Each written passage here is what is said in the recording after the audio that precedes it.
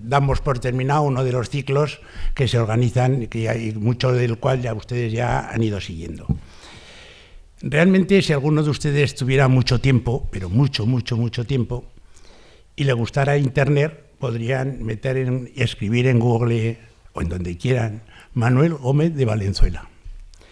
Pero como ustedes entonces entenderán que como ustedes aquí lo que han venido es a escuchar la conferencia y no a escuchar un listín durante toda la tarde sobre galardones, títulos, publicaciones, etcétera, pues voy a ser lo más breve posible en este aspecto. Que otra cosa, evidentemente, sería frustrarles la tarde e incluso yo exponerme a su más airada, aunque justa protesta. Quiero también decirles, y lo entenderán, que para mí es un honor y al mismo tiempo un compromiso presentar a lo que se podría llamar un amigo del alma. Un amigo que me parece, hace un momento hablábamos de una amistad que se inicia hace más de 60 años, que es decir, y que posiblemente se amalgama con el compartir algo más que es incluso las filosofías y los gustos. El haber compartido a los 9 años un pupitre escolar. Muy bien, pues es muy posible que al saber los muchos libros que había escrito, las centenares de colaboraciones, las personalidades que ha tratado, las lenguas que habla, los premios recibidos. Alguno de ustedes recordará aquel premio que había que se llamaba La Unión hace la fuerza, en el que se daban 999.000 pesetas y que fue uno de los ganadores, yo fue uno de los momentos en que más orgulloso me sentí de tener este amigo porque era absolutamente conocido. Era un tema en donde aún había guerras entre autonomías y que al final se ganó a La Coruña, que fueron los finalistas, La Coruña y Zaragoza. Después de eso ha tenido muchísimas, es consejero de la institución Fernando Calotónico, es académico de la Aragonesa de Artes de San Luis y alguien incluso podría pensar a lo mejor que es una persona prodigiosa, que ha nacido polígrafo y políglota, aunque en lo demás sano y normal, pues no. Es cierto que al presentar a quien ha tenido una trayectoria, y que en estos momentos habla de él como un diplomático egregio, como un investigador nato, como un historiador riguroso, como un jurista ilustre. Bueno, pues a mí lo que me interesa y destacaré aquí también será un factor humano, y alguien podría pensar que estamos con un superhombre que ha nacido en un entorno privilegiado, que desde que nació grandes señales traía, que en vez de volverle en pañales ya se le puso una casaca bordada en la bocamanga, un gorrito con un bicornio con plumas negras, o lo que sería aún peor, que en vez de decir como todos las primeras palabras ajo o mamá, hubiera dicho sal al malecón. Pues no. Si algo cabe destacar, yo creo que del excelentísimo don Manuel Gómez de Valenzuela, de Manuel, es que es una persona normal. Es un ejemplo vivo, una persona que con principios, trabajo, tesón y una familia, que también está por aquí, que nunca falla, ha conseguido, no teniendo la mente atada nunca ni a un escritorio ni a una bandería, abrirse un camino que podríamos decir, como me decía Mercedes Chamorro, un camino de tierra limpia. Es mucho lo que ha hecho, es mucho lo que ha publicado. Verán ustedes que va desde el derecho civil histórico hasta temas como los vestidos y ajuares del Valle de Tena. En casi todos los archivos aragoneses yo creo que tiene una silla reservada, pero todo esto se inicia en una infancia en la cual hay que poner codos y lo que hay para ascender intelectualmente, y hay que poner piernas para subir a las cimas, que también ha subido muchas cimas pirenaicas. Ahí es donde se fraguó ese humanismo, que para mí, que lo conozco, creo que es una de sus características y, como Hernández Gil decía, era un elemento imprescindible para cualquier persona que colabora con la justicia. Esta persona, que ha viajado por todo el mundo, que ha sido embajador, ha estado en Mauritania, en Siria, viceembajador en Egipto, embajador en los Emiratos Árabes, subdirector de Política para Oriente Medio, director adjunto de la Escuela Diplomática, asesor para asuntos del Mediterráneo. Esta persona que ha ido por tantos sitios ha vuelto a un lugar de donde nunca salió, a Aragón. Su casa, y lo sé perfectamente, en medio de los sitios más lejanos era un oasis de aragonesismo de bueno. El anfitrión era una de esas personas que había llevado consigo ese pedazo de Aragón que él siente. Era una persona que ha llevado a Aragón en todos los sitios en donde ha estado, y han sido muchos y muy diversos en todos los continentes. Ese viaje de 1000 lenguas, que diría Lao Tse, empieza por el primer paso, y el primer paso empieza en una familia tan ejemplar como original. Aquí he visto a Marieta. No puedo indicar de que cuando éramos pequeños igual nos preparaba la merienda que se subía al Pirineo, y con unos hermanos, con un padre también ejemplar. Él se ha curtido en una vida que está representada, yo diría, por esa mascota que cuando nosotros éramos jóvenes leíamos tanto de los de Tintín, que es Miló, el intrépido y generoso. Diferente de las que luego que han seguido, el Snoopy, que ha sido ya atendido y ajeno a los problemas, o el último, el Pokémon, que es el representante del nihilismo y del que todo se le tiene que hacer hecho. En este marco, desde el del pensamiento de la Fundación y de este Centro Roncal, quiero destacar, por lo tanto, no solamente su obra literaria impresionante, que va a seguir durante mucho tiempo, por cuanto siempre tiene proyectos en la cabeza, sino además los valores que le caracterizan. Entre otros también, el ser un cristiano, un buen cristiano, que no es un meapilas, un hombre, un erudito, una persona de su tiempo, que se interroga, que ha estado con las personalidades que han protagonizado posiblemente temas importantísimos del mundo contemporáneo, pero que ha pensado, que ha intervenido, que ha estado y está siempre atento a todo lo que sucede y que conoce como pocos los países árabes. Países árabes en los cuales también hay árabes cristianos y en donde viven muchos cristianos. Por eso era la persona que consideramos más adecuada para esta conferencia. Manolo, tienes la palabra.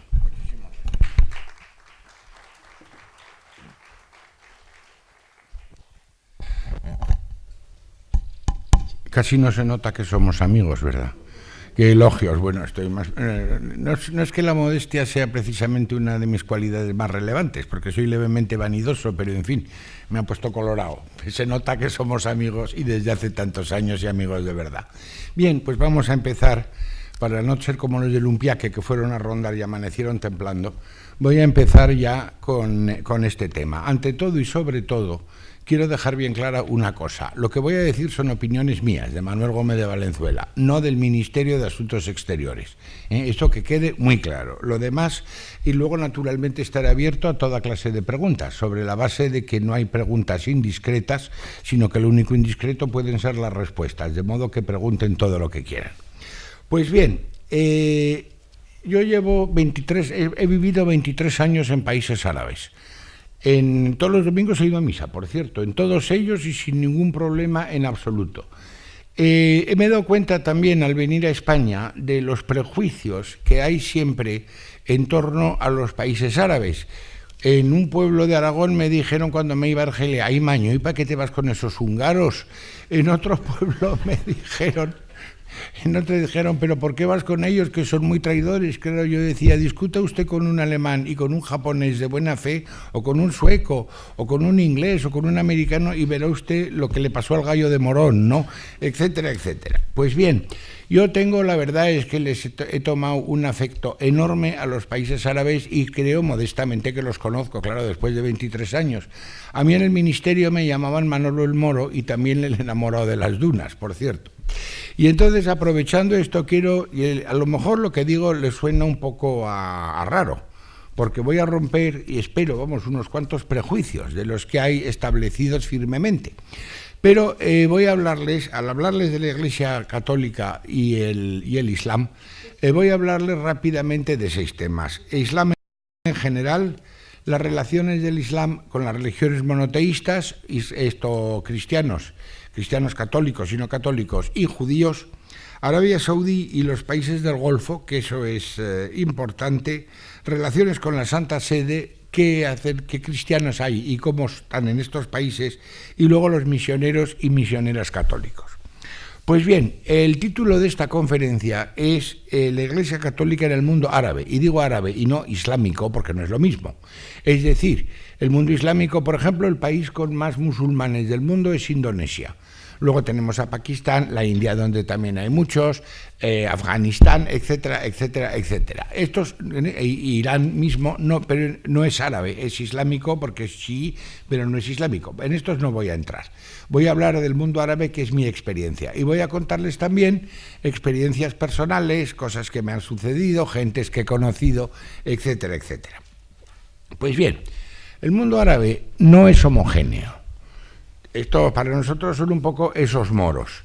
Pero claro, piensen ustedes que la Unión Europea somos todos muy homogéneos, ¿verdad? Pero claro, un señor de Algeciras y un señor de Estocolmo tienen alguna cierta diferencia, aunque tengamos una base común. Tampoco, sobre todo, no hay que confundir a los demás países con Arabia Saudí, que es el país más complicado y el que naturalmente sale más en los periódicos en ese aspecto, porque siempre ha sido noticia que un niño muerda a un perro y no que un perro muerda a un niño. O sea, que un país sea tan raro y tan extraño como es Arabia Saudí, pues la verdad, francamente, es mucho más, mediático, que se dice ahora, que otros países en los que se vive normalmente y se funciona sin mayores problemas. Hay 3 zonas en el mundo árabe. Una es el Mashrek, el África, el occidente. Mauritania, Argelia, Mauritania, Argelia, Libia, Túnez y Marruecos.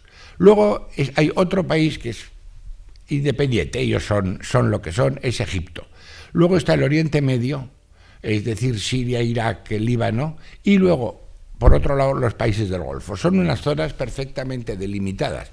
Y les extrañará, a lo mejor a mí en Egipto me pasó, en una cena muy elegante con una señora de la mejor sociedad, le digo, claro, ustedes los árabes, y me dice, caballero, nosotros no somos árabes. Y digo, ¿y ustedes qué son? Y dice, faraones. Ah, pues usted perdone, por Dios, que uno no lo sabía.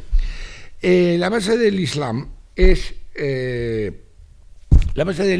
dividir, una de las bases es dividir al mundo en 2 zonas, las religiones monoteístas y las religiones politeístas. Los monoteístas somos cristianos, judíos y cristianos, judíos y musulmanes. Cristianos todos, que reconocemos a un solo Dios, aunque la Santísima Trinidad provoca leves malentendidos o no lo entienden bien. No entienden, por ejemplo, la teología musulmana tiene tesis, ¿verdad?, que dice que Jesucristo no puede ser hijo de Dios, porque un hijo de Dios nunca se somete a las perrerías a las que se sometió Jesucristo en la pasión. Entonces el Islam es una religión que es un poco de aluvión. Tiene como grandes profetas Abraham y los profetas de la Biblia. Después viene Jesucristo, al que se considera un grandísimo profeta, y a la Virgen María se le tiene auténtica veneración, a Miriam. Y luego ya llega Mahoma, que es el último de los profetas, a partir del cual ya se consolida, cristaliza por revelación divina en el Corán, se consolida y cristaliza la religión islámica. La religión islámica se basa sobre 5 pilares. La profesión de fe, no hay más Dios que Dios y Mahoma es su profeta, la gran peregrinación a la Meca una vez en la vida, el ayuno en el mes santo del Ramadán, la limosna y la oración 5 veces al día. Pero hay una cosa, al contrario que el catolicismo, que se puede reformar, como por ejemplo vimos en el Vaticano II, el Islam es absolutamente intocable. Es decir, no se puede ni siquiera traducir el Corán a lenguas extranjeras. Hombre, se ha traducido, pero ellos lo consideran como una herejía. Es decir, yo estando en Mauritania, los franceses, la Embajada de Francia montó una exposición de libros árabes traducidos al francés, y el ministro de Cultura, que era un sabio, que hay unos sabios coránicos muy buenos en Mauritania, les obligó a quitar el Corán traducido. Ustedes hagan lo que quieran en su casa, en la mía no me traen esto.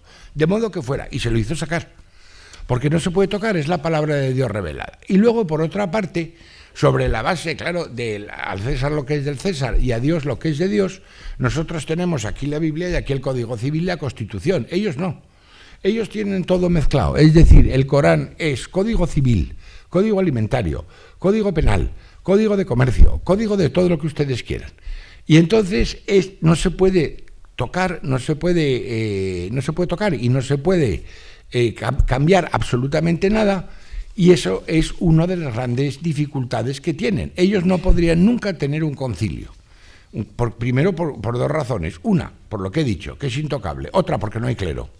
No hay, en el Islam se considera que no existen los sacerdotes y que no hay sacerdotes, y como intermediario entre Dios y el hombre. Ellos dicen que la comunicación hombre-Dios es directa. Y no hacen falta intermediarios y repetidores, digamos, ¿no?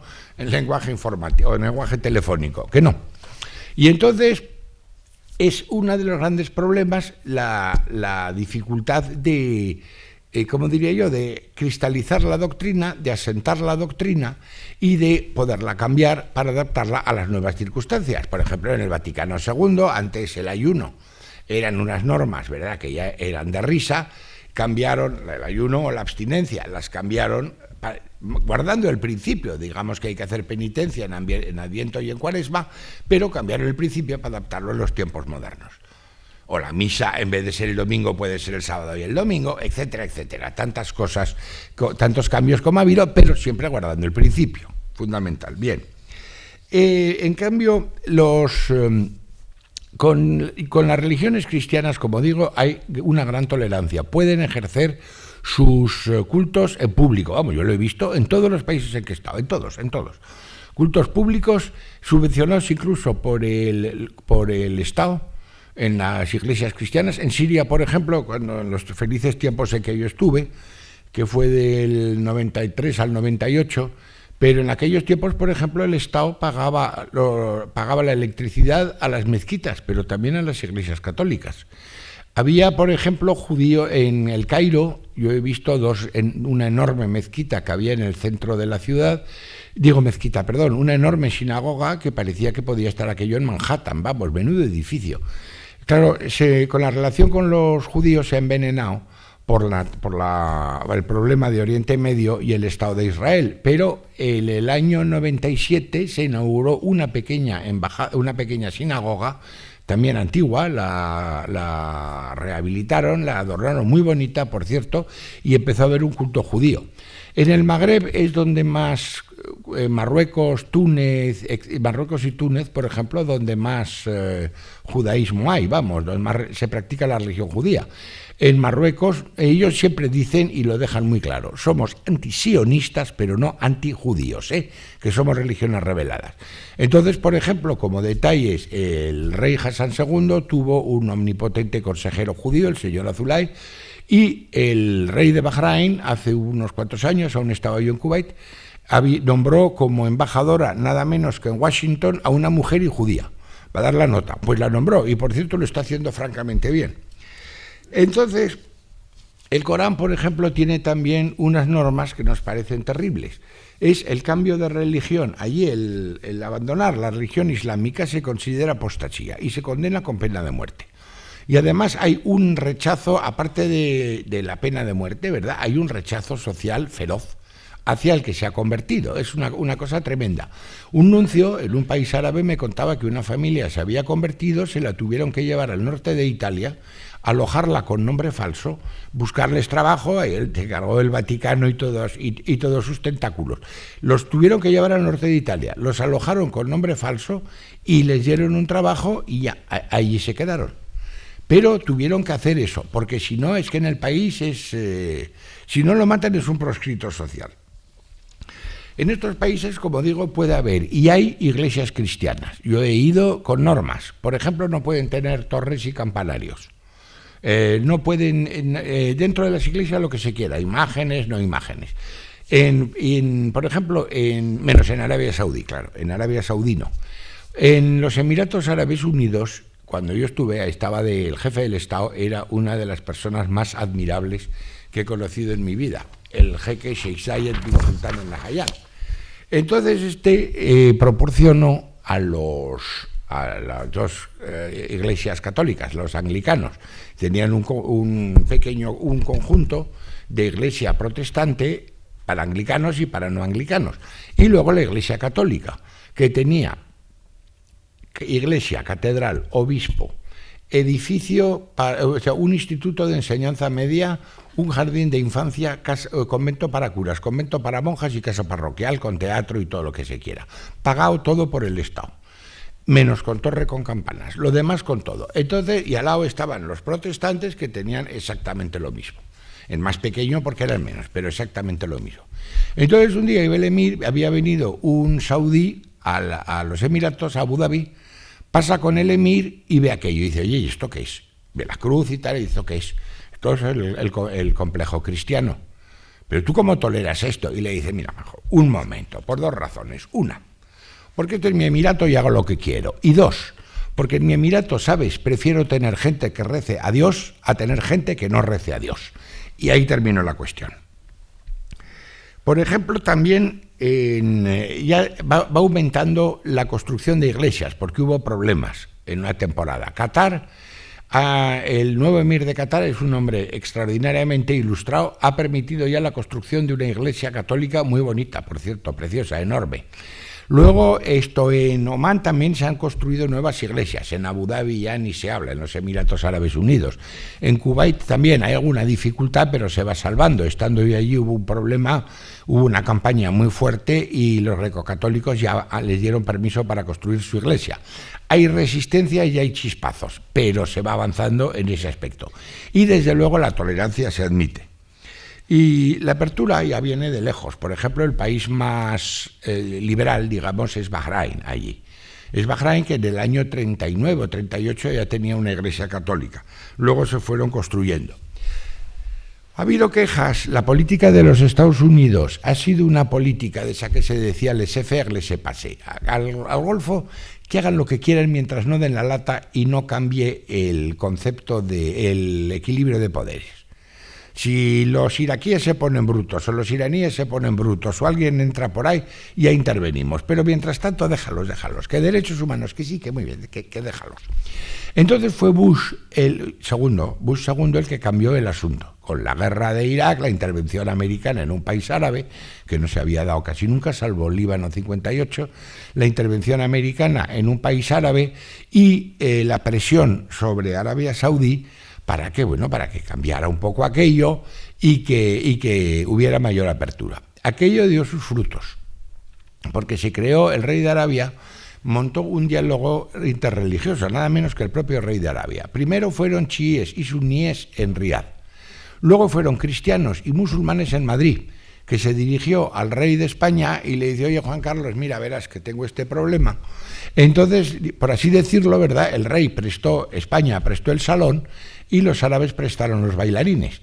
Y luego ya el tercero, que fue el diálogo con los judíos, aún se fueron más lejos, Estados Unidos, que es el sitio para hacerlo. Pero hubo 3 diálogos. Se ha creado una universidad mixta, horror de los horrores, en Arabia Saudí, que ya funciona, una politécnica, en fin, etcétera, etcétera. De todas formas, Arabia Saudí va para largo. Pero bueno, Arabia Saudí, digo que va para largo porque es la excepción. Es un país que no tiene el islamismo suní, ni siquiera chií, que son digamos que para entendernos, el suní es el catolicismo y el chií es, llamémoslo, el protestantismo, ¿verdad? Estos son unos celotes tremendos los saudíes, porque son wahabíes, que es una secta creada a partir de un, llamémoslo, hombre religioso, un doctor del Islam, llamado Wahhab, y que es una interpretación, ojo, jurídica, no dogmática, estricta del Islam. Por ejemplo, no toleran en Arabia Saudí, no se toleran imágenes. Por tanto, las niñas no pueden entrar con una muñeca, se las quitan en la aduana. A las mujeres, si les ven una cruz colgando, se las arrancan en la aduana. No, las rejas de las casas no pueden ser perpendiculares, tienen que ser diagonales, porque si no es la cruz. No hay misa. Hay 2 millones de católicos, cuidado. Y luego hablaremos de los católicos en esos países. Hay 2 millones de católicos, pero no pueden decir misa. Se organizan unas misas en las embajadas, que se llaman por teléfono, la francesa, la americana. Oye, que mañana tenemos reunión a las 7. Y van en la embajada, claro, es territorio, no está sometido a las leyes del país y se puede hacer. Ellos lo saben, pero bueno, lo dejan. Pero desde luego culto público y culto abierto no hay. Por ejemplo, llegan a tal grado que Colin Powell, el secretario de Estado americano, cuenta en sus memorias que cuando la primera guerra del Golfo, cuando la de la invasión de Kuwait, Irak, etcétera, se establecieron allí las tropas americanas y había judíos, y entonces los saudíes se negaron violentamente a que los judíos pudieran celebrar allí su sabbat, sus ceremonias religiosas, sus oficios. No hubo manera. Colin Powell les dijo: oiga, pero ustedes se dan cuenta de que estos señores han venido a dar su vida por ustedes y a defenderlos. Que sí, que no había manera. Bueno, pues los tuvieron que agarrar, llevárselos en helicóptero al portaaviones más cercano, allí tener el sabbat y devolverlos al campamento. Hasta ese punto llegan. Se están abriendo, bueno, sí, parece que empiezan a lo mejor, han nombrado una subsecretaria, bendito sea Dios, que tuvo que pedir permiso a su marido para aceptar, pero ya tiene una subsecretaria de Asuntos Femeninos, el número de universitarias, chicas, es mayor que el de universitarios, y todo lo que se quiere un poco más, pero de todas formas. Y el mismo Papa Juan Pablo II, en sus mensajes de Año Nuevo al cuerpo diplomático, un poco urbi et orbi, habló también de que, en fin, encantados de nuestros hermanos musulmanes, pero que sería bienvenida, digamos, un poco más de reciprocidad, ¿no?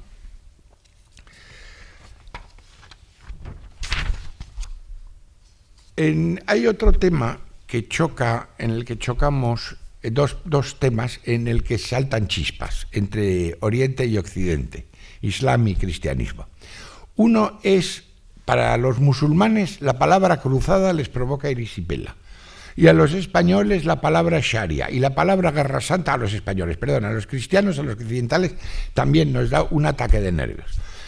Bush II, ¿verdad?, que en una actuación, digamos, no del todo afortunada, que es como los diplomáticos llamamos a las meteduras de pata, dijo que la guerra de Irak era una cruzada. La que se montó en Oriente Medio no es para descrito. Dios mío, los cruzados han vuelto, santo Dios. Y luego, para nosotros es una palabra noble, cruzada contra el analfabetismo, contra la tuberculosis, contra el SIDA, contra el hambre. Es una cruzada, es una actividad noble. Para ellos, bueno, es una invasión, es un horror, son unos dominantes, dominadores, imperialistas y todos los adjetivos que se quieran. Y para nosotros, una palabra que da terror es también el yihad, la guerra santa o la sharia. Bueno, el yihad es una palabra que tiene, creo que 30 y tantas interpretaciones. Va desde, efectivamente, la ampliación del Islam por la violencia, como la defensa del Islam con la fuerza, o también una ya más, digamos, casi mística, que es la guerra santa espiritual contra uno mismo para lograr la perfección que nos acerque a Dios. Todas esas interpretaciones caben. Ahora ya está, todo eso está un poco olvidado, salvo con los locos de Al-Qaeda, que están quedándose, gracias a Dios, ya se les ve cada vez menos y están dando cada vez menos lata. Pero sí que a eso hablaré luego, sí que hay un aumento de la islamización. La Sharia es el código penal, la Sharia es el código penal coránico, ¿verdad? Y en algunas cosas es terrible, es decir, amputaciones a los ladrones, pena de muerte, etc. Entonces los emires ilustrados, hoy en día, que los hay ya cada vez más, los gobernantes ilustrados, se encuentran entre Escila y Caribdis de un lado y de otro. Por un lado, sí que no pueden derogar la pena de muerte porque es anti-sharia. Entonces, por otro, han encontrado un sistema muy bueno, lo que se llama ahora ingeniería jurídica. En Kuwait, por ejemplo, en Bahrein, en otros países, una pena de muerte se apela automáticamente a los dos tribunales, es decir, el primer tribunal dicta la sentencia de muerte, pasa al tribunal de apelación y termina en el de casación, que es el Supremo.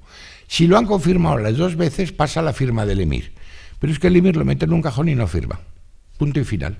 No dice ni que sí ni que no, simplemente no firma. Y entonces la teoría oficial, y hoy tuve que hacer alguna gestión en algún país árabe del Golfo sobre la pena de muerte y me los encontré, se me pusieron como unas panteras, cuando España, durante el gobierno Zapatero, y ahora también, estábamos al frente de la asociación o de este movimiento de supresión de la pena de muerte, que éramos uno de los líderes dentro de la ONU. Pues se me pusieron como panteras, pero usted que viene aquí nos quiere tocar la región, pero usted que se ha creído. Y digo, oiga, que el emir no firma las penas de muerte, y me dice, Su Alteza se toma el tiempo que quiere para firmarlas. Pero el hecho es que desde hace 7 años que está el emir de Kuwait y no sé cuántos años que está el rey de Kuwait, no ha habido una ejecución.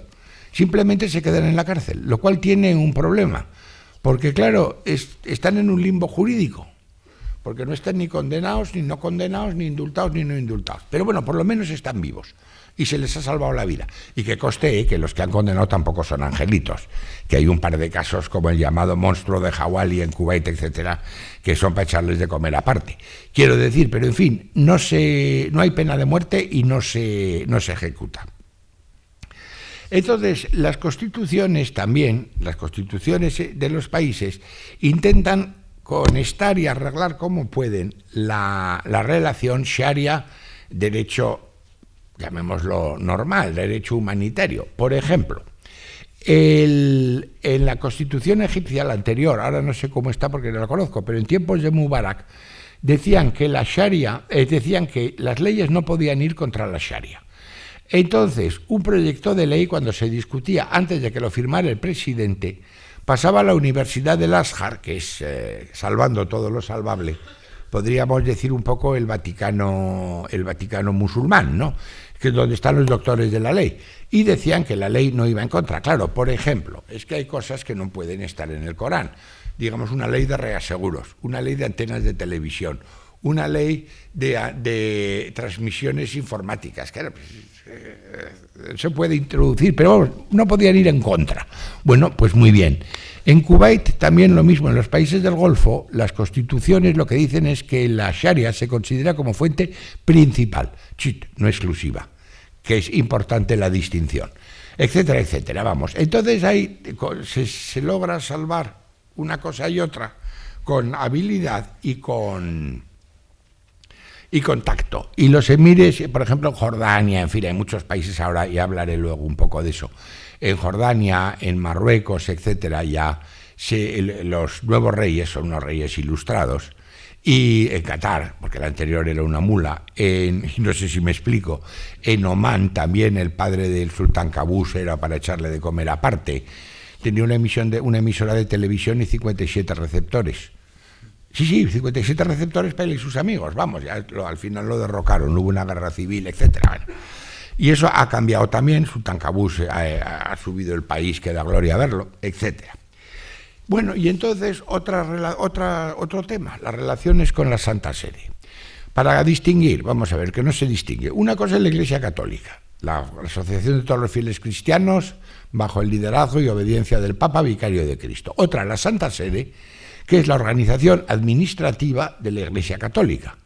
2 y 3, que es sujeto de derecho internacional. El Estado del Vaticano, que debe ser como el Parque de Primo de Rivera de Grande, vamos un poco más, que es la base territorial de donde está enganchada la Santa Sede, que tiene independencia, soberanía y reconocimiento por todos los estados. Bien, pues las relaciones con la Santa Sede en los últimos años, desde el pontificado de Juan Pablo II, han subido como la espuma. Hoy en día, cuando llegó Juan Pablo II, creo que había 70 estados más o menos que 70 estados en todo el mundo que tenían relaciones con la Santa Sede. Hoy son más de 100.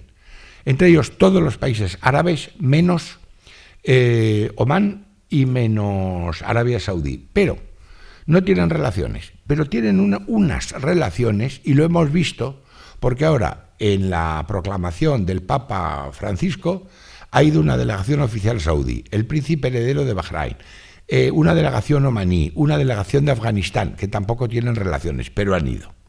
Para eso la Santa Sede tiene una diplomacia y una habilidad, una cosa, es asombroso, vamos, son de cuidado.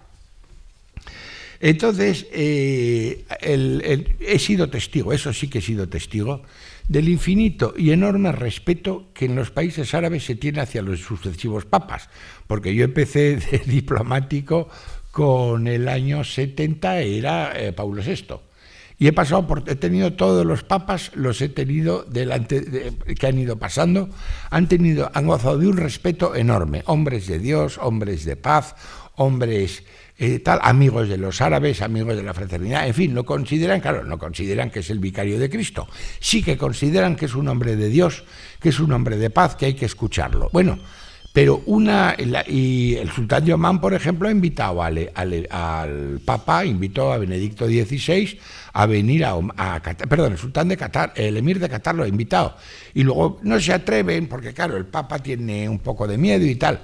Pero Juan Pablo II, que se ponía el mundo por montera, cuando fue al Líbano. Ese hizo el viaje al Líbano. Y cuando hizo el viaje al Líbano, le dijo unas cosas no a los musulmanes, a los cristianos falangistas, todos aquellos de ultra. Le dijo unas cuantas cosas que yo lo leía, que yo era embajador en Siria. Me lo tuve que leer 3 veces, porque con ese vocabulario de nuestro paternal corazón transido de dolor, y digo, madre, lo que les está diciendo, lo que les espero, les soltó una, claro, por eso cuando iba a ir pusieron la bomba en una iglesia en misa de 12 el señor Gea Gea, y tuvieron que suspender el viaje porque el Vaticano, por la seguridad. Pero luego el Papa, como Juan Pablo II, era un bulldozer, dijo que iba y fue. Y les dijo a los católicos todo lo que había que decirles, ¿eh? Y a los musulmanes que se hicieran amigos de los católicos y a los católicos que trabajaran con sus hermanos musulmanes. Y a ver qué pasa aquí. Y pasó. Claro, después de eso estaban entusiasmados con ellos. Hay una serie de movimientos de diálogo con los musulmanes. Concretamente, no sé si se acuerdan ustedes, que en Jerusalén Juan Pablo II montó un diálogo teológico entre musulmanes, judíos y cristianos, y él, del más alto nivel, no podía darse. Y entonces, claro, hubo un momento en que se veía al Papa haciendo unos gestos con lo expresivo, la expresión corporal que tenía Juan Pablo II, diciéndole al musulmán que no, y que no. Pero claro, es que con los musulmanes es muy difícil hablar de dogma porque no se puede cambiar. Ni siquiera la letra, vuelvo a repetir. Y claro, pues uno choca contra una roca. Lo que me pasó a mí con lo de la pena de muerte es que me dijeron esto es la Sharia y hemos terminado de hablar. Punto y final. Y en una conferencia europea del Euromediterráneo que sugerimos que quizás tal vez, hombre, lo de los testamentos, ¿no? Eso de que la mujer herede menos que el marido y que la mujer herede menos que el hombre, y yo qué me sé. También se montó una y dice, pero ustedes que nos quieren meter aquí de ninguna manera. Bueno, una egipcia y además una señora estupenda, ilustradísima, diplomática, embajadora de Egipto, lo que ustedes quieran. Pues bueno, la que nos montó. Es decir, uno choca allí de pronto con un muro de cristal. Pero bueno, hay cosas en que sí que se puede hacer. Por ejemplo, en la Conferencia de la Mujer de Pekín, la delegación de la Santa Sede se encontró con unos aliados absolutamente inesperados. Pero absolutamente inesperados. Irán, Arabia Saudí, Indonesia, porque claro, cuando salió el tema del aborto hicieron un frente común y fueron como bulldozers, todos en contra. Y hay un montón de cosas, por ejemplo, hay unos encuentros, unos foros católico-musulmanes, uno en 2008, en que fueron a ver qué es lo que nos une. Bueno, vamos a ver qué es lo que nos une y en qué coincidimos, en qué podemos hacer puentes. Luego, también los jesuitas han organizado una asociación de estudios islámicos en la India, otra en la Universidad de Beirut, que es una universidad prestigiosísima donde estudia lo mejor de la buena sociedad de Oriente Medio. Unos encuentros anuales hispano-cristianos en Beirut, etc. Y como hemos visto estos días también, el Papa Francisco ya ha marcado el primer paso con la carta que dirigió al rabino de Roma, al gran rabino de Roma, y con el encuentro que tuvo ayer, claro, lo ha hecho, vamos a dejarlo aterrizar, ¿no? Los 100 días de gracia por lo menos, pero ya ha recibido a ortodoxos, musulmanes, judíos, a todos, abierto al diálogo, y ha expresado que está abierto al diálogo y que quiere establecer diálogo con todos ellos. Yo creo que este diálogo puede ser extraordinariamente fructífero. Quiero decir, repito que no cambiaremos el dogma. Eso sigue como sigue y no se toca. No se puede tocar, por ejemplo, ni la oración 5 veces al día, ni las horas de la oración, ni la fórmula de la oración musulmana, ni el Ramadán. Pero bueno, hay puntos en común que sí que se pueden encontrar. Por ejemplo, el respeto a la familia, lucha antidroga, sanidad pública, etcétera, etcétera. Porque además los árabes, en ese aspecto, tengo que decirlo, los países del Golfo, todo el mundo dice esos ricachones que tienen diamantes. Es verdad, tienen diamantes y unos Maseratis que quitan el hipo.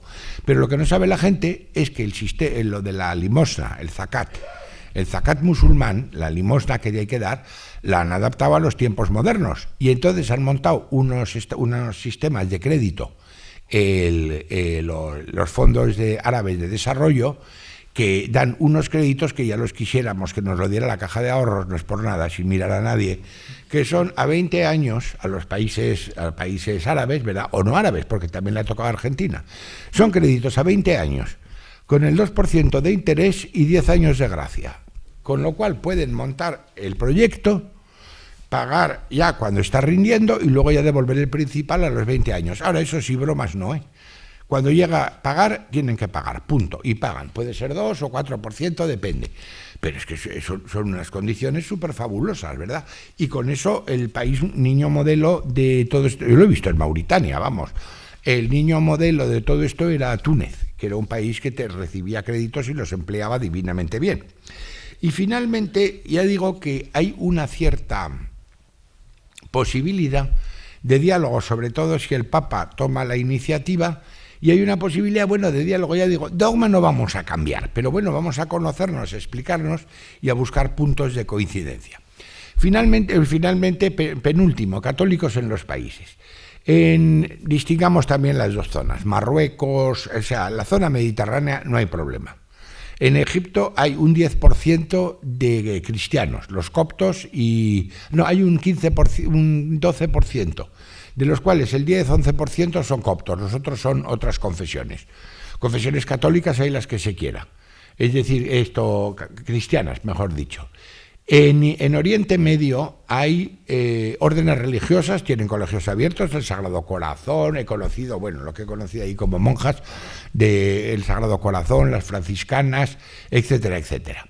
Y además con unos colegios muy prestigiosos. Y en Siria, por ejemplo, los franceses, cuando tuvieron el mandato después de la Primera Guerra Mundial, los franceses eran muy laicos, pero se aprovecharon de las órdenes religiosas, fueron mandando allí curas, monjas, curas, para abrir colegios de religiosos, que menudo éxito tuvieron y educaron a toda la élite. Claro, ¿qué pasa?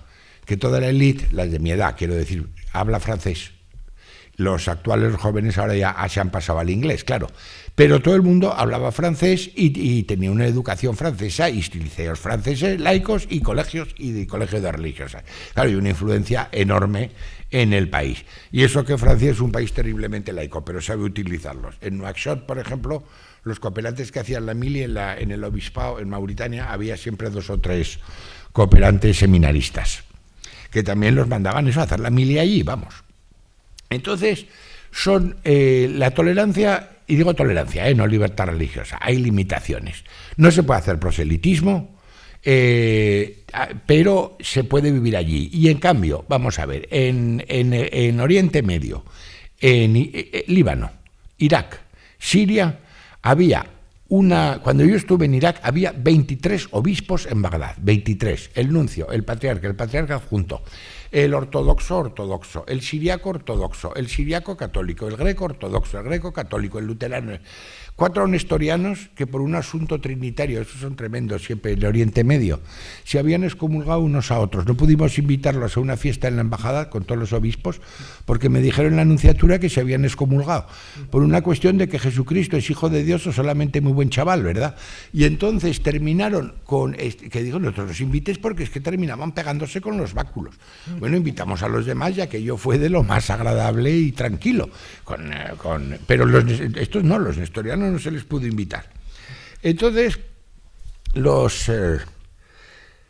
en el día de San Pedro, por ejemplo, los nuncios convocaban una misa, el día de la fiesta nacional, digamos, de la Santa Sede del Vaticano, convocaban una misa en la que estaban sentados en torno al altar todos los obispos cristianos.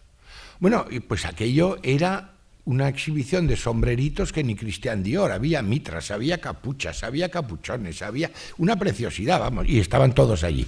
Y luego también los musulmanes venían a la recepción, no venían a la misa, pero sí venían a la recepción. Y había una gran armonía y un gran respeto, como digo.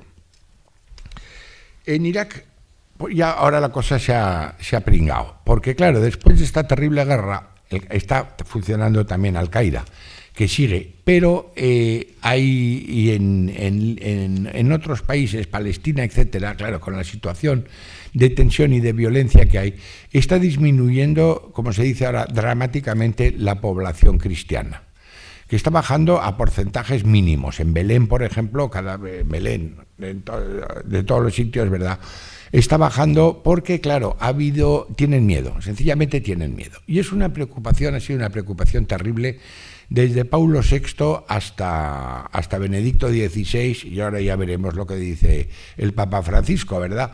Pero ha sido una preocupación tremenda el ver cómo los podían enganchar allí. Muchos se han ido a Australia, otros a Canadá y otros donde han podido. Porque en Irak llegaron a raptar al patriarca de Mosul. En Siria pusieron una bomba en la iglesia sirio-católica, la conozco yo, iba a misa los domingos, estaba allí, y le pusieron una bomba. Ya no hay seguridad, vamos, para esto. No era el antiguo sistema, vamos. En Semana Santa hacíamos una procesión con los ramos alrededor del edificio de la iglesia, en Mauritania y en todos lados, ¿no? Pequeñita, pero en la calle, ¿verdad? Para dar testimonio, vamos. Y no había ningún problema, al revés. En fin, pero esto es cómo están las cosas, y es un problema. En cambio, en Siria, la atrocidad que está ocurriendo es una atrocidad indescriptible, incalificable, pero no es religiosa. Y toda la primavera árabe no ha sido religiosa tampoco, no ha sido anti. Es decir, los coptos se han unido también a la primavera árabe. De acuerdo, hubo incidentes aislados, en fin, siempre hay algún bestia por ahí que joroba todo, pero no hubo grandes incidentes, sí, hubo una bomba en una iglesia, etcétera. Pero fueron siempre terroristas, activistas, no está metido en el pueblo, que el pueblo es tolerante con los cristianos. Concretamente, yo tenía un chofer en la embajada que era musulmán, entrábamos en una iglesia, se descalzaba y con todos los signos de respeto delante del altar, ¿no? Se descalzaba, que es lo que hacen ellos, nosotros no. Pero él se descalzaba porque era un lugar sagrado también para él. En el Golfo, por ejemplo, hay unos, habrá unos 10 millones de católicos en la zona del Golfo, un poco menos, 6 o 7, de los cuales 3 en Arabia Saudí. Son todo inmigrantes, sobre todo filipinos, sobre todo indios y luego ya europeos y extranjeros. Aparte, en Kuwait concretamente, el país tiene 4 millones de habitantes, de los cuales 1.100.000 son kuwaitíes. El resto inmigrantes, de los cuales 300.000 católicos, 300.000 cristianos, de los cuales 250.000 católicos. Nada más y nada menos. Con culto hay una catedral, hay un obispo, hay un nuncio, como digo, tiene relaciones diplomáticas, hay varias parroquias, comunidades religiosas, todo va como la seda y no hay ningún problema. Hay también comunidades, ¿cómo se llama?, evangélicas, anglicana, en fin, yo era muy amigo siempre me he hecho muy amigo de los pastores anglicanos, que son unos caballeros y agradabilísimos de tratar. El susto que me pegué un día que vino el obispo de Chipre, y con los espectaculares que son los anglicanos, teníamos una conferencia de la Embajada de España y me llamó el embajador: ¿te importa que venga el obispo de Chipre? Hombre, por Dios, que es el obispo anglicano para aquello, ¿no? Y me llega el obispo de Chipre vestido de púrpura, con capisallos de púrpura. Claro, ¿cómo está usted, vuestra my lord, que se les llama? ¿Cómo está usted, my lord? Y dice: le presento aquí mi señora. La verdad me pegué un susto, porque era como, no sé cómo decir, como un cardenal que dice: aquí mi mujer. Me pegué un susto horroroso. Una señora encantadora también, y también la del pastor anglicano, vamos, fue agradabilísimo. Pero quiero decir que ahí iba el obispo y vestido de obispo, el anglicano y los católicos y todos, y no había absolutamente ningún problema. Y luego quiero decir, finalmente no puedo no hablar de los misioneros, porque yo me he educado en un colegio, primero en un colegio de las misioneras del Sagrado Corazón, luego en un colegio de jesuitas, 8 años y un día estuve allí, y lo que nos enseñaban de las misiones era un pringue-potingue, que no había por dónde agarrarlo. Cuando uno va a esos sitios y ve lo que son los misioneros y misioneras, de verdad, uno se descubre. Porque claro, yo me acuerdo de aquello: dime cómo te llamas, una función en el Sagrado Corazón, no, en la Consolación fue. Dime cómo te llamas, decían a la niña japonesa: me llamo Flor de Té, y decía: Flor de Té, hermoso nombre sí, pero pagano. Llamémosla Casimira en honor a nuestro señor arzobispo. Y digo, bueno, aquello eran misiones, aquello, qué puñeta era, vamos. Cuando uno los ve de verdad allí, yo he conocido unos casos en Mauritania, había los 2 obispos que había. Eran de la Orden del Espíritu Santo, de la que fue Lefebvre, por cierto, que fue obispo de Dakar. Bueno, entonces Monseñor Lefebvre, cuando estando yo en Mauritania, de embajador de España, es cuando lo excomulgaron.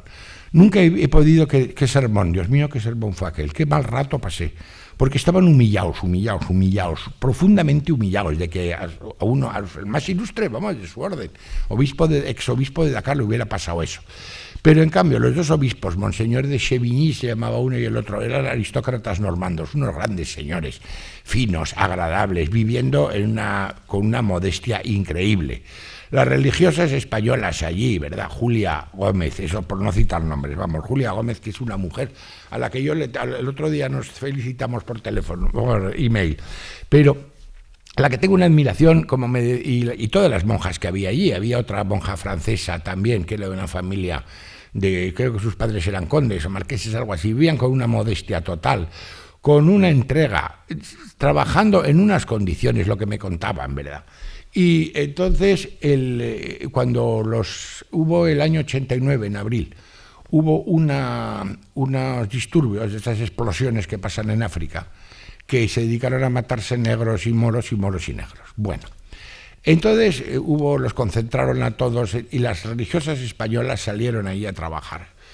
No sé, y entonces me decía, tenía un secretario de embajada que era granadino y me dice, embajador, ¿pero cómo hacen estas mujeres? Estas mujeres son de amianto. Y digo, ya. Lo que pasa es que luego vi a Julia en la iglesia, un día que entré, y a misa en la capilla de lado, y la veía sola en la iglesia a oscuras. Y yo noté que había radiaciones ahí. Estaba cargando baterías, pero de una forma, yo entré sin hacer ruido, me fui por un lado y me callé, ¿verdad? Pero, caray, qué gente, Dios mío, qué gente. Un cura también del Espíritu Santo se metió en Mauritania, ese decía que no gastaba dinero en vestirse, que se vestía con lo que le llegaba de Cáritas, que con eso tenía suficiente. Se había pasado 2 años solo en un oasis con una tribu, y le dije, pero bueno, ¿se sentía usted muy solo? Y dice, pero oye, ¿tú qué fe tienes? Si tienes a Dios no estás nunca solo. Y digo, no, pues mira, eso no, viejo, lo siento. Luego, se dedicó a los niños de la cárcel.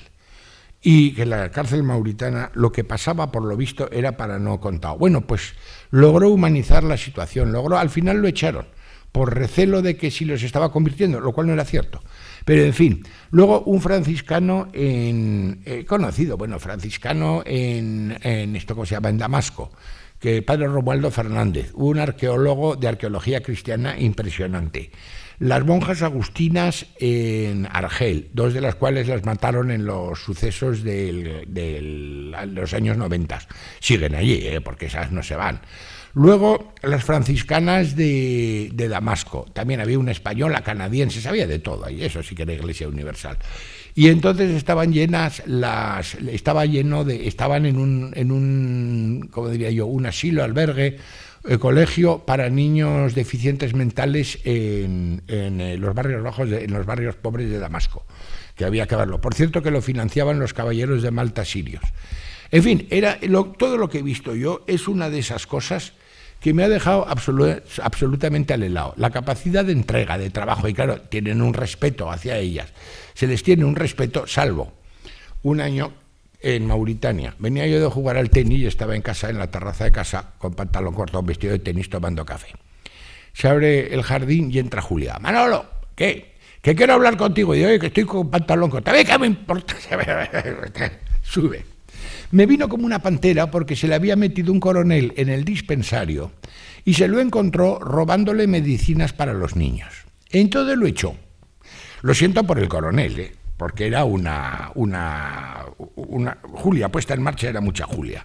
Y el coronel se fue. Y entonces me dijo que a lo mejor a este coronel, digo, mira un momento, aquí tienes mi palabra de honor. Como este tío te haga la menor amenaza, me lo dices.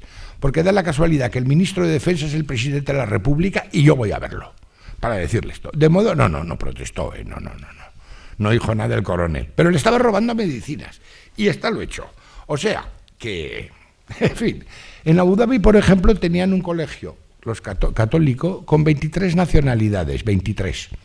La Iglesia era, volviendo ya y cerrando el tema de lo de la Iglesia Universal, la Iglesia, que era, ahí la tenían capuchinos, franciscanos, perdón, y el obispo don Bernardo Gremoli también. Tenían 23 nacionalidades. La Iglesia había 23 o 25. Un día entro yo allí y me encuentro, había un banco siempre atrás con gente rubia, hombres y mujeres rubios, con barba, ¿verdad?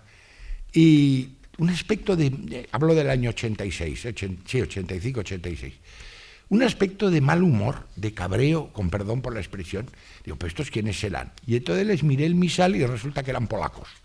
Claro, yo tenía mi duda de si iban a misa para honrar a Dios o para que jorobara a Jaruzelski, pero en fin, iban a misa. Bueno, entonces, resumiendo, en los países árabes, en el mundo árabe, en los países árabes, hay una tolerancia y hay una coexistencia efectiva y real con el cristianismo y con el catolicismo. Efectiva, es cierto, existe. Entonces, ahora hay fenómenos, digamos, negativos. Por ejemplo, yo llegué a Mauritania, mi primer destino fue en 1970 y me fui de Kuwait en el año 2012. Y mientras tanto, ha sido todo una larga serie de estancias en países árabes. Y desde luego hay una tendencia a una islamización cada vez mayor. Si se ven fotos de los países árabes, vamos, Egipto, por ejemplo, Marruecos, tal, en aquellos años se ven las chicas de la universidad, las señoras que iban por la calle, por los barrios céntricos y tal, vestidas como señoras europeas de aquella época. Ahora ya no. Se ha impuesto el abrigo, se ha impuesto el velo, y lo entienden un poco eso porque ha sucedido. Yo creo que es un poco por cuestión de identidad propia. Es decir, por ejemplo, Argelia. Argelia ha sido un país que ha sido imperio romano, imperio turco, después fue imperio francés, después les dieron la independencia e hicieron unas barbaridades. La independencia fue un desastre porque con Boumediene quisieron hacer una cosa estilo industrialización, estilo Lenin, y mandaron el país y arruinaron el país. Ahora ya últimamente van saliendo, claro. Y luego viene el estallido islamista. ¿Por qué? Cuando yo estuve allí, que fue en 80-82, se veía ya como cuando hierve una olla, que empezaba el islamismo y hacía blop, blop, blop, blop, blop, blop, blop, blop, y el 90 hirvió todo. Pues se veía ya que venía. Pero es que era bueno, ¿nosotros qué somos? Vamos a ver, pero ¿qué hacemos? Pues somos islámicos, es lo que nos da nuestro orgullo. Y claro, en los años, por ejemplo, con Yasser Arafat en la Mucata, encerrado, y Saddam Hussein, fugitivo y también encerrado en la cárcel, te decía, pero bueno, es que somos la única colectividad, digamos, la única nación árabe, la única que tiene a 2 jefes de Estado en la cárcel. ¿Pero qué somos? Claro, pues entonces vamos a ser islámicos. Y han llegado, ya digo, que que se han hecho terribles exageraciones. Cojan el Internet, empiecen a ver algunos organismos sedicentemente católicos y verán lo que dicen de los musulmanes, pero en fin, que dicen, como decía el libro aquel de Historia de las Religiones, Mahoma, el que dimos en los jesuitas, me acuerdo de memoria, que decía, Mahoma prometía a sus secuaces un paraíso lleno de goces sensuales y groseros. Bueno, pues eso se queda en agua de laurel cerezo comparado con lo que se puede leer de algunos centros, de algunos institutos, yo lo llamo pseudo-católicos sobre los musulmanes.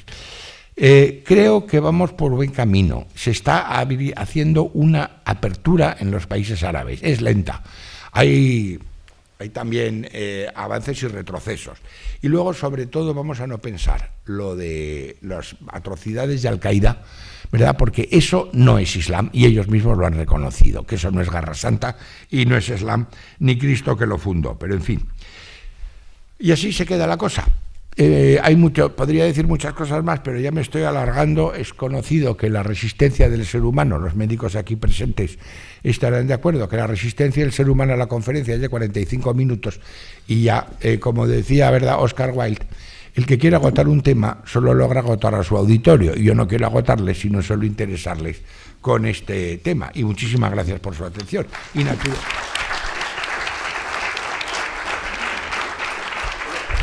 Y naturalmente, como he dicho antes, abierto a cualquier pregunta que ustedes quieran hacerme, pero de lo que sea. Sí. Muchas gracias, Manolo, por la conferencia, que además ha sido divertida, como suele ser tú.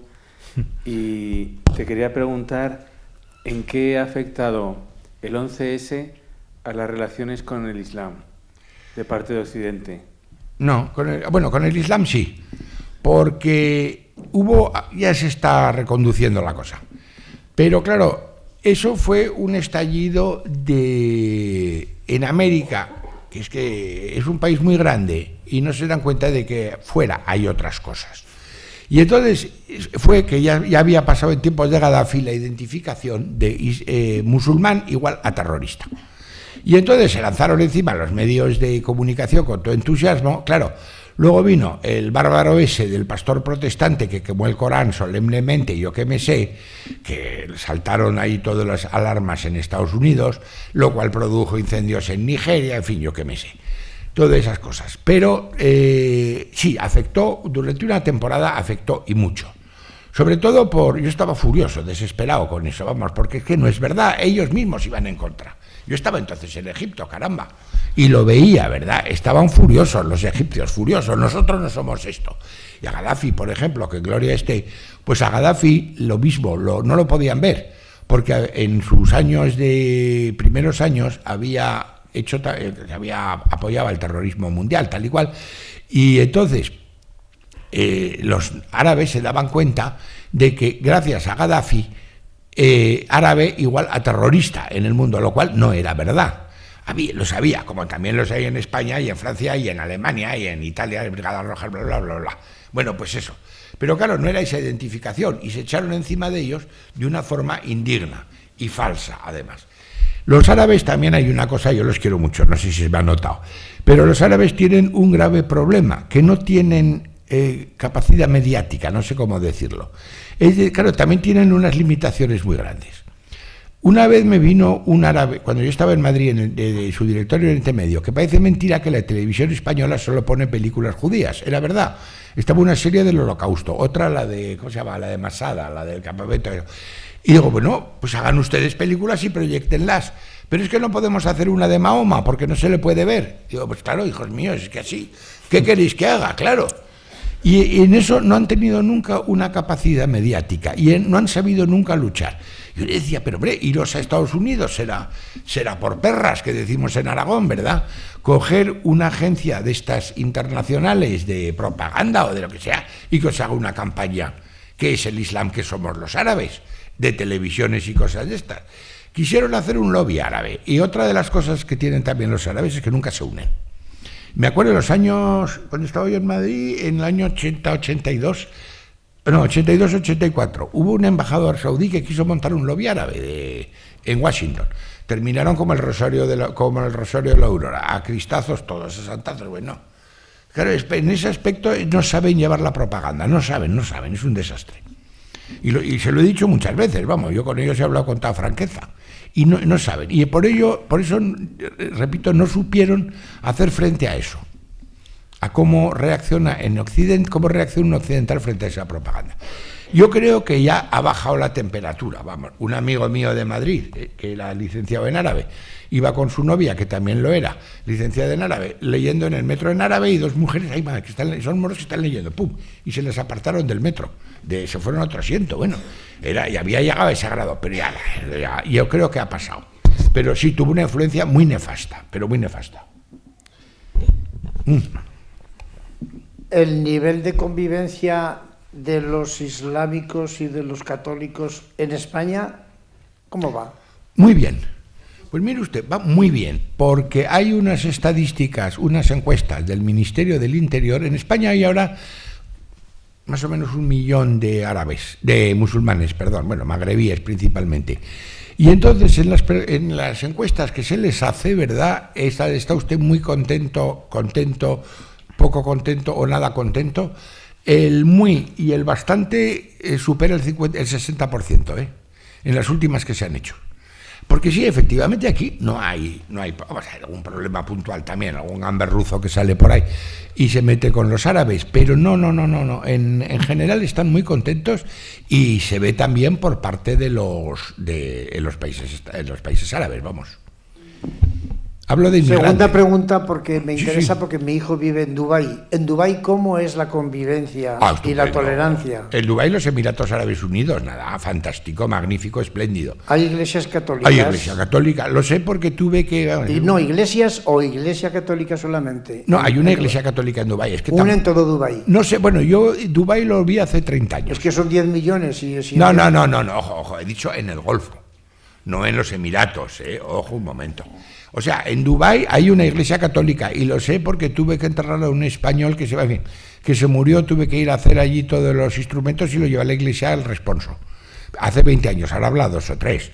Es decir, en Kuwait es lo que contaba antes, vamos, ¿tú por qué tienes aquí en los Emiratos? ¿por qué tienes aquí estos cristianos? Pues porque prefiero gente que rece a gente que no rece. No, en Dubái es absolutamente libre, tranquilo, no se mete nadie con nadie, en fin, no. Gracias. Totalmente, vamos, un modelo. Voy a hacerte una pregunta porque Sí. has hablado de tolerancia con los cristianos, pero también me ha dado la impresión de que es con los cristianos que nacen cristianos. Es decir, los que se han hecho cristianos porque han nacido musulmanes, la tolerancia es cero, ¿no? Cero. Cero y pena de muerte. No es que sea tolerancia cero, es que es pena de muerte. En Egipto ahora ha habido un caso en que se ha logrado que no, porque querían apedrearlos, pero bueno, lapidarlos tal, pero ha habido un caso últimamente, no lo he seguido muy de cerca y han salido ganando. Pero luego hay una presión social terrible, además, en ese aspecto. O sea, no es como nosotros, con la ley orgánica del 83, creo que es la de libertad religiosa, usted sea lo que quiera y no de la lata, ¿no? Y tiene usted derecho al culto público, al culto privado, a lo que le dé la gana, mientras no de la lata y esté de acuerdo con las leyes, punto y final. Oye, y yo quería decirte que podíamos superar la resistencia física y podías haber continuado durante muchísimo tiempo porque ha sido una maravilla tu intervención. Pero te quería preguntar, se nota que quieres a los árabes, que estás optimista, lo cual es muy positivo, pero ¿es posible que haya una reacción muy positiva cuando la exégesis está totalmente prohibida? Porque claro, si nosotros viviésemos con la Biblia, no había quien nos aguantara. No, la exégesis no está totalmente prohibida, cuidado. Para eso están los sabios de la ley. La exégesis dogmática sí, claro, es decir, Dios es Dios, vamos su profeta. Claro, pero si el Corán es código civil, código penal, código administrativo y código laboral... Código alimentario, no, laboral, no, a eso no llega. Y administrativo tampoco, pero vamos, es penal, civil, de familia, comercio y alimentario, nada más. Y además intocable. ¿Perdón? ¿Intocable? Intocable. Pero bueno, hay interpretaciones. Entonces está el hadiz. Mira, si me permiten ustedes una anécdota, que me reí en Egipto lo que pude. El Corán dice que una mujer soltera no puede estar en la misma habitación, en la misma sala, estancia, con varones que no sean parientes suyos, de su sangre, o sea, padres, abuelos, tíos, en fin, si se quiere, incluso primos, hijos. Bueno, entonces una chica escribió, que estaba trabajando en Egipto en una empresa, escribió una carta al consultorio religioso de uno de los periódicos de allí, el Ahram, creo que era, y les dice, bueno, vamos a ver, mire usted un momento, yo estoy con estos chicos, estaba en una oficina, un despacho colectivo, vamos trabajando todos, son muy correctos, son muy simpáticos, son muy agradables, pero, claro, no son de mi sangre, y yo tengo la duda de si estoy faltando a la ley, y si estoy en pecado, vamos, por así decirlo. Entonces el otro, ¿qué tengo que hacer?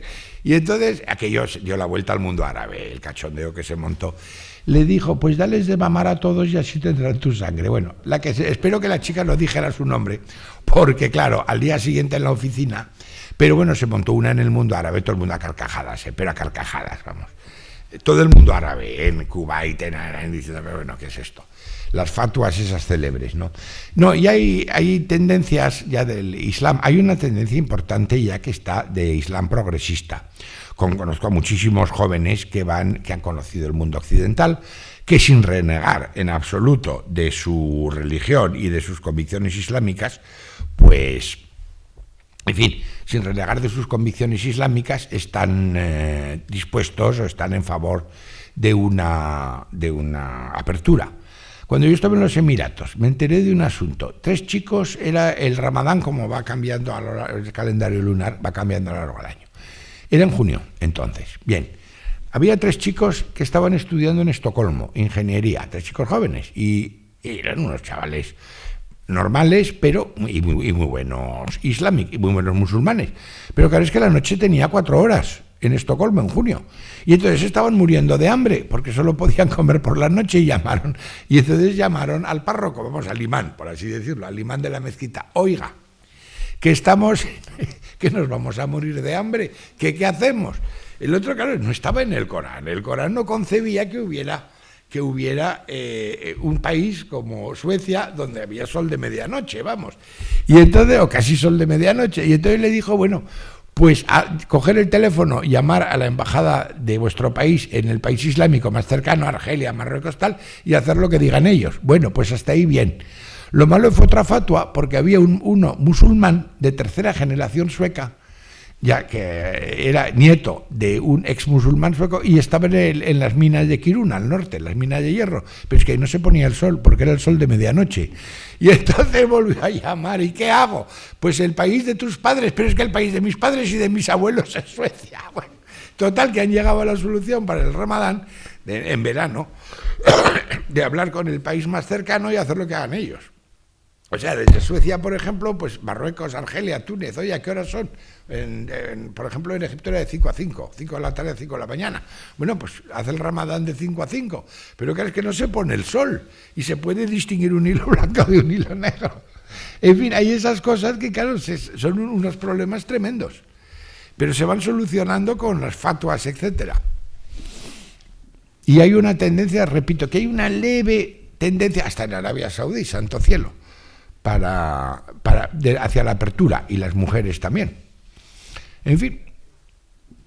Pues, abusando un poquito de sus conocimientos y esos viajes que ha hecho por ahí por el mundo, aunque no es país árabe, sí que me preocupa a mí un poquito por lo que voy leyendo en la prensa de la relación del islamismo en Nigeria contra el catolicismo, que parece que hay una lucha enconada. Sí.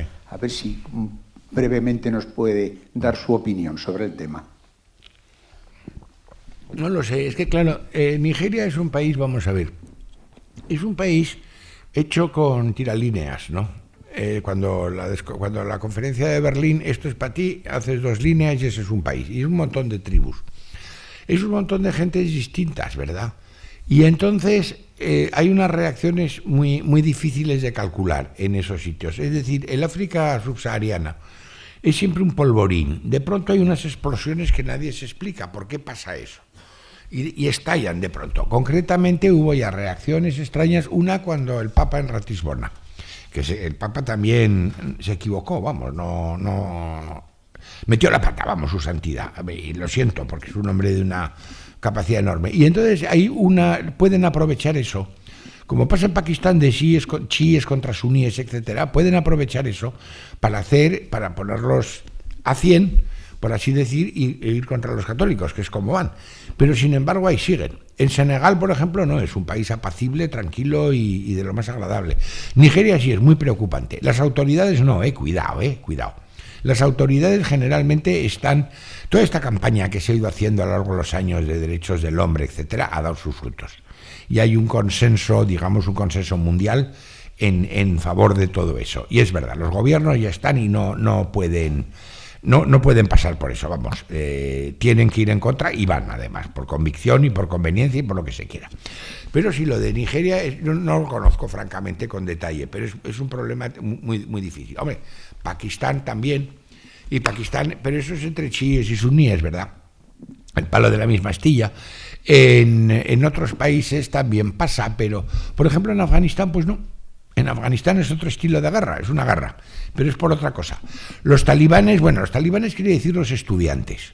Y entonces los talibanes parece que su ideal en la vida es que terminemos todos en un cuarto pintado de blanco y mirando al techo. De 5 a 9 de la tarde, vamos. No se puede jugar al ajedrez, están prohibidos los cometas, está prohibido un pecado tan grande como jugar al ajedrez, el cine, la música, todo. Bueno, pues ¿qué hacemos? Mirar al techo, ¿no? En eso, la verdad es que lo rechazan todo, es decir, los consideran heréticos, ultramontanos y llámeseles como se quiera, vamos. Es decir, no hay muy poca simpatía hacia ellos. Hay muchos jóvenes, eso sí, que se van con ellos y son además de la clase alta e intelectuales. Sí, en Kuwait había unas redes de reclutamiento que iban por eso. Pero, en fin, eso es también un poco por lo de vengar al Islam, ¿verdad? Pero no, sus teorías son absolutamente, y lo han dicho, vamos, de las Hari de otros lados, absolutamente heterodoxas y contrarias al verdadero Islam, que es una religión de tolerancia. Voy a hacerte una última pregunta por mi parte, y es, porque claro, el tema es el de la mujer, sí, ya más que de la religión, porque el hecho de que no pueda, que esté tan discriminada, ¿no hay algún movimiento cuando en todo el mundo es feminista? Es decir, ¿cómo se puede conformar con heredar menos que el hombre y con otros muchos temas que la discriminan de esta forma tan fuerte. Eso se puede comparar, mutatis mutandis, con el celibato eclesiástico. No es de derecho divino, es de derecho eclesiástico, llamémoslo. Y entonces ahí no es dogma, porque el Corán no dice eso, dice que hay que tener a la mujer guardada o tal, pero no es eso. Es decir, es un añadido interpretado por los wahabíes de Arabia Saudí de la forma más restrictiva posible, y por los talibanes ya, que dejan cortos a los wahabíes, no digamos. Entonces ahí se considera que la mujer, el espacio de la mujer es el privado, la casa, en donde por cierto mandan más que Hitler. Y el espacio del hombre es el público. Y si la mujer sale al espacio público, tiene que ocultarse, es invisible, y por eso van como van, o con el velo. Otra cosa muy curiosa, que aquí la hemos heredado en España, aunque no nos demos cuenta, es que cada parte, el pudor va por naciones, por regiones. Allí, por ejemplo, lo que se considera de lo menos pudoroso, o sea, impúdico en una mujer, es enseñar el pelo, la cabellera. En Irak, cuando estuve yo allí, llevaban la abaya. Iban con minifalda, pero con abaya, que es el velo por delante con minifalda y la cabeza cubierta con abaya. Ojo, que claro, tenemos aquí la mantilla española y olé, tenemos también la expresión soltarse el pelo, fulanita se soltó el pelo, que ¿qué quiere decir? Que se soltó, en vez de llevar moño como mujer honesta, se soltó el pelo, y eso ya es un signo de desmelenarse, ¿no? Bueno, pues eso lo tenemos aquí, lo tenemos aún. Y entonces, perdón. O bueno, lo tuvimos, pero está. Y soltarse el pelo se dice también. Bueno, la mantilla ya no, pero la mantilla española es el resto de la valla, Es preciosa, pero es el resto de la valla. Pero es un resto que queda de una tradición de siglos. ¿Perdón?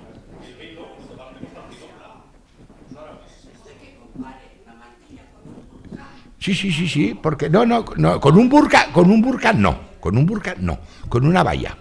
No, lo comparo porque es que es el pelo que va oculto, y el moño antes, soltarse el pelo no era decente, vamos. Y había que ir con la cabeza cubierta. Y entonces tenemos esos restos. Y por ejemplo, esta mañana, si Dios quiere, Bukra Inshallah, que es el saludo musulmán, pongo por ejemplo también, que tenemos una herencia enorme. Y entonces ahora sí que hay un movimiento, por ejemplo, en Kuwait ya hubo 4 mujeres que se cambiaron la Constitución y permitieron que hubiera mujeres en el Parlamento. Hubo 4, estando yo allí, 2 con velo, 2 sin velo. Entonces se levantaron un par de extremistas y cuando empezó la sesión le dijeron que hacían así, que había que ver que eran unas tal y unas cual que iban sin velo. Y entonces la otra, que era más flamenca, más chula que un 8, les dijo que aquí hemos venido a hablar de cosas interesantes y no de mi ropa. De modo que a ver si hablamos de algo interesante. Bueno, etcétera, etcétera, vamos. Pero, menudas eran. En Kuwait, en Bahrein, perdón, hay embajadoras, en Kuwait también hay embajadoras. En Arabia Saudí, digo, hay una subsecretaria, por lo menos, que por algo se empieza, en fin, etcétera, etcétera, vamos. Va habiendo y una universidad mixta, ya va habiendo un cierto movimiento. Es muy lento, en fin, eso es otro tema muy completo y muy complejo, ¿verdad? Pero existe. Bueno, pues creo que ha sido altamente interesante tanto la conferencia como el coloquio. Muchas gracias, Manolo, y muchas gracias a ustedes por haber venido.